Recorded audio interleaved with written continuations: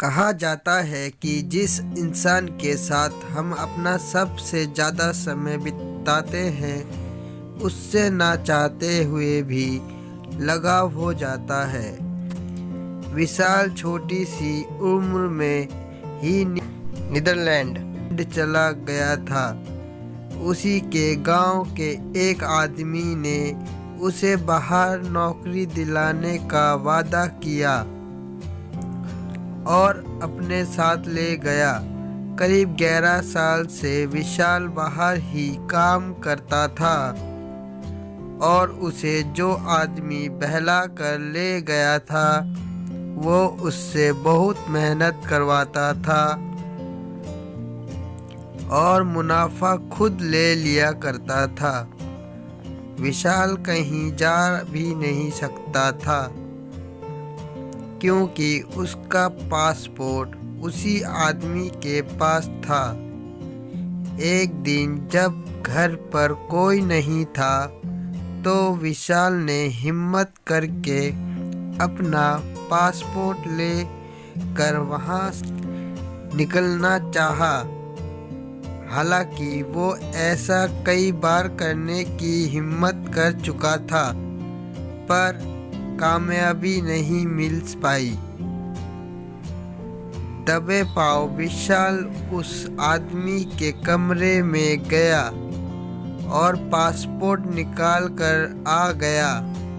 तभी उस आदमी की इकलौती बेटी सुनीता कॉलेज से घर आ गई।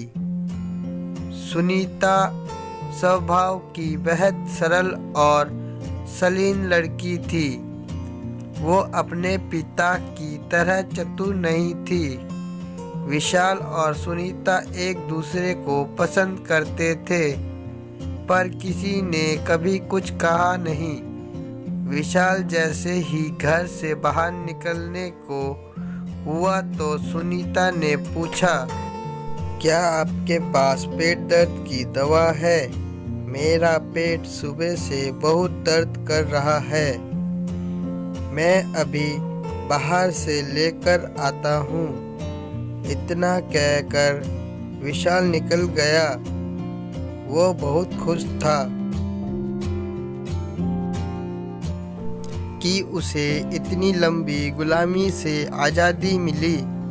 कुछ देर इधर उधर भटकने के बीच विशाल ने अपने दोस्त राहुल को टेलीफोन बूथ से फ़ोन किया और सारा हाल बता दिया।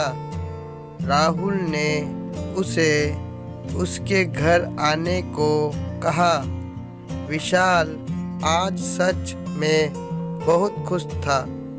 उसे नई जिंदगी मिलने वाली थी। तभी अचानक उसे निकुंज याद आ गई। उसने सोचा बेचारी दर्द से करा रही होगी और उसकी राह देख रही होगी। विशाल की कुछ भी समझ में नहीं आ रहा था। उसने जल्दी से दवा खरीदी और बिना अपने बारे में सोचे सुनीता के पास चला गया। वहां पहुंचा तो देखा सुनीता बेहोश जमीन पर पड़ी थी।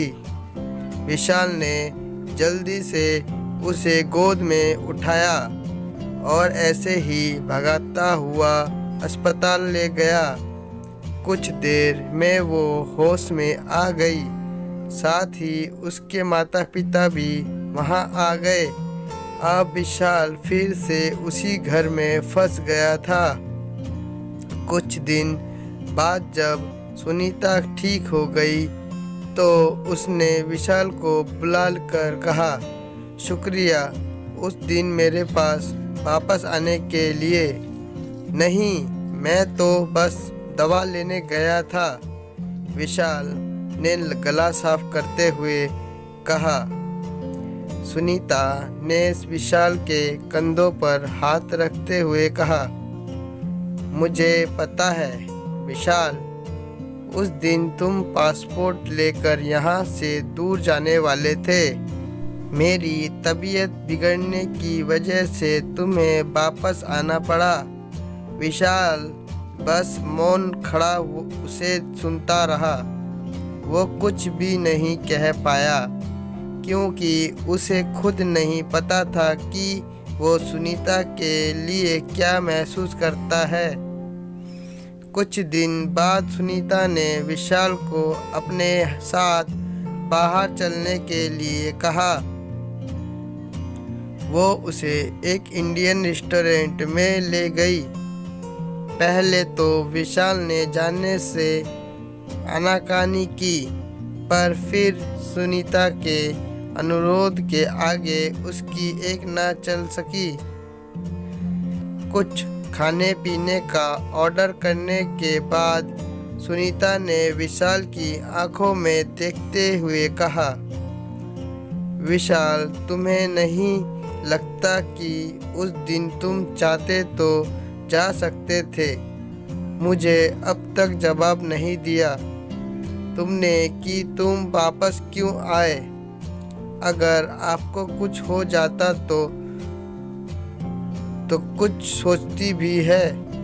आप अपने बारे में हालत देखी थी। अपनी वापस न आता तो जिंदगी भर खुद को माफ नहीं कर पाता, विशाल ने भावुक होते हुए कहा, जिस पर सुनीता हंस पड़ी। सुनीता, तुम मुझे बहुत पसंद हो, पर हमारा मिलना किसी को पसंद नहीं आएगा और मैं यहाँ बस इसलिए आ गया ताकि जाने से पहले तुमसे दिल की बातें कर सकूं। ये कहते कहते विशाल का गला रुक गया। सुनीता ने उसे गले से लगा लिया और बोली, तुम जाओ, पर याद रखना कोई तुम्हारा इंतजार करेगा और तुम्हें उसकी खातिर एक दिन वापस आना होगा। अगर ये मंजूर है तो बोलो। विशाल ने निकुंज के माथे को प्यार से चूमते हुए कहा, मैं हम दोनों के लिए बहुत मेहनत करूँगा और जब कुछ बन जाऊँगा तो तुम्हारा हाथ मांगने ज़रूर आऊँगा। रही बात साथ की तो वो मैं सदा तुम्हारे साथ हूँ। इतना कहकर वह वहाँ से उठा, अपना पासपोर्ट लिया और वहाँ से चला गया। सुनीता उसे इस भरोसे के साथ जाते हुए देखती रही कि एक दिन उसका विशाल जरूर आएगा और उसे अपने साथ ले जाएगा। कहानी अच्छी लगी हो तो लाइक और सब्सक्राइब जरूर कर दे। धन्यवाद।